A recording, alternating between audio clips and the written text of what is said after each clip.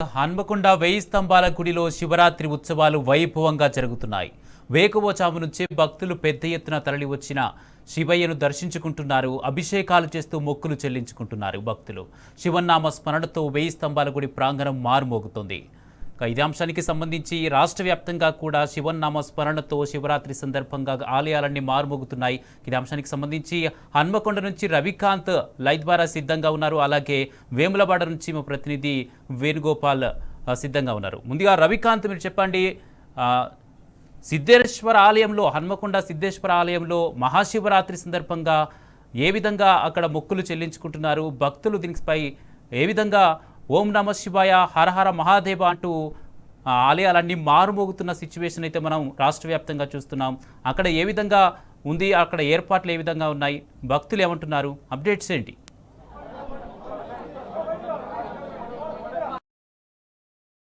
కుమార్, ఓరుగల్లు ప్రాంతం అంతా కూడా శివనామ స్మరణతో మారుమోగుతున్నటువంటి సందర్భం కనిపిస్తోంది. శివతత్వానికి పేరెన్నికగన్నా పెట్టింది పేరుగా ఓరుగల్లు ప్రాంతం ఉంటుంది. కాకతీయుల కాలం నుంచి ఇక్కడ అనేక శివాలయాలను నిర్మించినటువంటి సందర్భం. ఒక 1000 స్తంభాల గుడి అయితేనేమి, యునెస్కో గుర్తింపు పొందినటువంటి రామప్ప ఆలయం, సోమనాథ ఆలయం, అదేవిధంగా అనేక శివాలయాలకు పేరెన్నికగన్నదిగా వరంగల్ నగరం ఉంటుంది, ఓరుగల్లు పట్టణం ఉంటుంది. మనం ప్రస్తుతం ఉన్నటువంటి ఆలయం హన్మకొండలోని సిద్ధేశ్వర ఆలయం. ఇక్కడ స్వయంభూగా స్వామివారు వెలిసినటువంటి సందర్భం. ఇక్కడ ప్రత్యేకమైనటువంటి పూజలు కూడా నిర్వహించబడతాయి.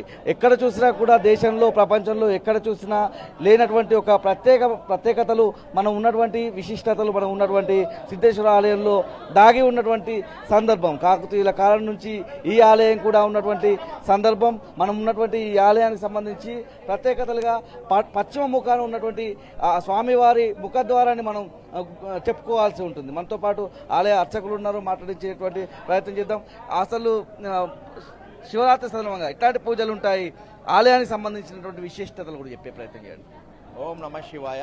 ఇది సిద్ధేశ్వర స్వామి దేవాలయం. ఇది స్వయంభూగా తెలంగాణలో స్వయంభూగా వెలిసినటువంటి దేవాలయం. అంటే క్రీస్తు పూర్వము 3000 సంవత్సరాల పూర్వము స్వయంభూగా వెలిసిన దేవాలయం. ఇది మనకు శివాలయం పడవర ముఖ ద్వారం కూడా ఎక్కడా లేదు. ఇది మన తెలుగు రాష్ట్రాల్లో ఏ దేవాలయంలో కూడా పడవర ముఖ ద్వారం ఉండదు. ఈ ద్వారము అంత విశేషమైన దేవాలయంగా ఈ దేవాలయము. ఇంకో విశేషం ఏంటంటే, మనకు వరంగల్లో ఉన్నటువంటి పంచ ఈశ్వరులు అంటే ఈ స్వామివారికి పంచ ఈశ్వరులు అంటే మెట్టుగుట్ట, భద్రకాళి, సిద్ధేశ్వర స్వామి వాయులింగము, అగ్నిలింగము భద్రేశ్వరుడు, ఇలా పంచ ఈశ్వరుల్లో ఈ సిద్ధేశ్వర స్వామి వారు వాయులింగం. అంత విశేషమైన దేవాలయం కాబట్టి ఈ యొక్క మహాశివరాత్రి పర్వదినాన్ని పురస్కరించుకొని ఈ యొక్క స్వామివారికి భక్తులు అధిక సంఖ్యలో పాల్గొంటారు. ఎందుకంటే స్వయంభూలింగం కాబట్టి మనకు దక్షిణ భారతదేశంలో పడమర ముఖద్వారం శివాలయం ఇది ఒకటే ఉంటుంది. కాబట్టి వరంగల్ ప్రజలే కాకుండా చుట్టుపక్కల నుంచి కూడా, గ్రామాల నుంచి అయినా కూడా, పట్టణాల నుంచి అయినా కూడా ఈ దేవాలయం సందర్శిస్తారు. స్వామివారికి అంటే ఏ దేవాలయంలో లేని విధంగా కూడా ఏర్పాటు చేస్తాం. ఏంటి అంటే, ప్రతి ఒక్క భక్తుడు గర్భాలయంలోకి వెళ్లి వారే స్వంతంగా అభిషేకం చేసుకునే విధంగా, అంటే వాళ్ళు తెచ్చుకున్నటువంటి పంచామృతం కానివ్వండి, జలమైనా కానివ్వండి, విలువ పత్రాలు అయినా కానివ్వండి, వాళ్ళే స్వంతంగా స్వామికి ఒక పంచాక్షరి మంత్రం స్మరించుకుంటూ స్వామివారికి అభిషేకం చేసుకునే విధంగా ఏర్పాటు చేశాము. భక్తులకు ఎటువంటి అసౌకర్యాలు కలగకుండా చలవ పందిళ్ళు, మంచినీటి సౌకర్యము, వాష్రూమ్స్, బాత్రూమ్స్ అయినా అన్ని ఏర్పాటు చేశాము. మనకు ఈ యొక్క స్వామివారికి అంటే మనకు ఉత్తర భారతదేశంలో మహాకాళేశ్వరంలో జరిగేటువంటి భస్మాభిషేకము, ఈ యొక్క దక్షిణ భారతదేశంలో ఈ యొక్క స్వామివారికి ఏంటంటే మహాశివరాత్రి రోజు భస్మాభిషేకం నిర్వహిస్తాము. ఏ దేవాలయంలో మనకు భారతదేశంలో భస్మాభిషేకం శివరాత్రి రోజు జరిగే ఏకైక దేవాలయంగా ఈ యొక్క దేవాలయం ఉంది. మళ్ళా పూర్వం నుండి భస్మాభిషేకం నిర్వహిస్తున్నాము. ఈ రోజు అనగా రాత్రి 12 గంటలకు లింగోద్భవ సమయాన 11 కిలోల భస్మముతో స్వామివారికి భస్మాభిషేకం నిర్వహిస్తాము. అయితే మీరు చెప్పినట్టుగా ఈసారి పూర్తిగా మహాశివరాత్రి సోమవారం రోజు వస్తున్నటువంటి సందర్భం, భస్మాభిషేకం నిర్వహించేటువంటి సందర్భంలో భక్తులకు అనుమతి ఉంటుందా? ఆ సందర్భాన్ని చూడాలని చాలా మంది అనుకుంటారు కదా, ఆ సందర్భం ఎట్లా ఉంటుంది? ఆ పూజా క్రతువంతా కూడా ఎట్లా ఉంటుంది? ఈ మహాశివరాత్రి ఈ సంవత్సరం ఏంటంటే ఆదివారము, సోమవారం, అంటే రాత్రి లింగోద్భవ సమయం సోమవారం వస్తుంది.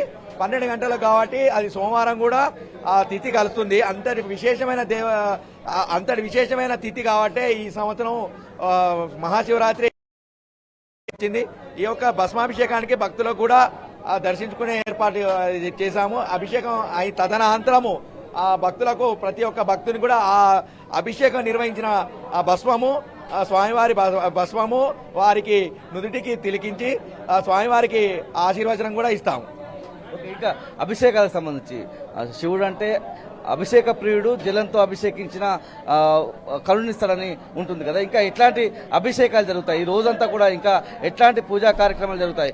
ఎప్పటి నుంచి పూజా కార్యక్రమాలు మొదలయ్యాయి?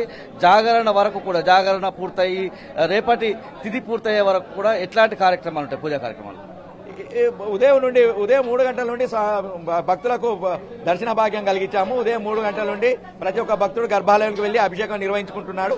ఈ యొక్క ఇంకొక విశేషం ఏంటంటే ఈ ఏకాదశ ద్రవ్యాలు అంటే పంచామృతము, పాలు, పెరుగు, నెయ్యి, తేనె, చక్కెర, పంచామృతము, కొబ్బరి నీళ్లు అంటే మనకు పూర్ణఫల జలము, వట్టి వేలతోటి, సుగంధ ద్రవ్యాలతోటి, ఇలా ఏదో ఒక ద్రవ్యంతో స్వామికి అభిషేకం నిర్వహించుకున్నట్టంటే వారి కోరికలు అంటే ప్రతి ఒక్క ద్రవ్యానికి ఒక మనకు శాస్త్రంలో ఏంటంటే ప్రతి ఒక్క ద్రవ్యంతో అభిషేకం నిర్వహిస్తే ఆ ఒక్క ద్రవ్యంకు వారి ఫలితం దక్కుతుందని చెప్పేసి పురాణాల్లో ఉంది. అందుకే భక్తులు ఏదో ఒకటి వాళ్ళకు తోచిన వాళ్ళకి ఎటువంటి కోరికలు ఉంటే దానికి సంబంధించిన ద్రవ్యం పట్టుకొని వచ్చి అభిషేకం నిర్వహిస్తారు. జన్మకు శివరాత్రి అంటారు. మాస శివరాత్రులకు మహాశివరాత్రికి ఉన్న తేడా కూడా ఏంటో చెప్పండి. మనకేంటంటే సంవత్సరంలో 12 నెలలు ఉంటాయి కాబట్టి 11 నెలలు మాస శివరాత్రి. మాస శివరాత్రి అంటే అమావాస్య ముందు చతుర్దశి కానివ్వండి, త్రయోదశి, చతుర్దశి కలిసిన రోజు కానివ్వండి, మాస శివరాత్రి ఉంటుంది. ఆ తిథి ప్రకారం మాస శివరాత్రి ఉంటుంది.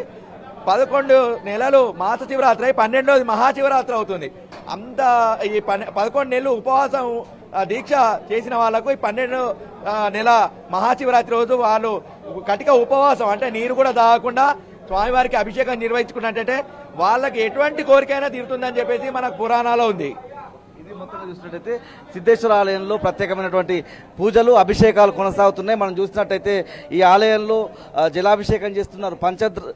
పంచామృతాలతో అభిషేకాలు చేయడంతో పాటు బిల్వపత్రము, అదేవిధంగా వాళ్ళకు తోచినటువంటి అభిషేకం చేస్తున్నటువంటి సందర్భం అయితే మనకు కనిపిస్తూ ఉంది. వాళ్ళ అర్ధరాత్రి దేశంలోనే ఎక్కడా లేని విధంగా మహాశివరాత్రి సందర్భంగా ఏదైతే మనం ఉన్నటువంటి హన్మకొండ జిల్లా కేంద్రంలో ఉన్నటువంటి సిద్ధేశ్వర ఆలయం, ఇది స్వయంభుగా వెలిసినటువంటి ఆలయము, పశ్చిమముఖంగా ఉండేటువంటి ఆలయము. ఈ ఆలయంలో దేశంలో ఎక్కడా లేని విధంగా మహాశివరాత్రి సందర్భంగా లింగోద్భవ కాలంలో భస్మాభిషేకం చేస్తామన్నటువంటి అంశాన్ని కూడా ఆలయ అర్చకులు చెప్తున్నారు. ప్రత్యేకమైనటువంటి పూజలు తెల్లవారుజామున 3 గంటల నుంచే జరుగుతున్నాయి. పెద్ద ఎత్తున భక్తులు సందర్శిస్తున్నారు. ఎక్కడా లేని విధంగా భక్తులు గర్భాలయంలోకి వెళ్ళి మా దగ్గర అభిషేకం చేసేటువంటి అవకాశం ఉంటుందన్నటువంటి మాట కూడా చెప్తా ఉన్నారు. ఉమ్మడి వరంగల్ జిల్లా వ్యాప్తంగా ఎక్కడికక్కడ శివాలయాలన్నీ కూడా పోటెత్తినటువంటి సందర్భం, ఓరుగల్లు నగరం అంతా కూడా శివనామ స్మరణతో మారుమోగుతున్నటువంటి సందర్భం కూడా కనిపిస్తోంది.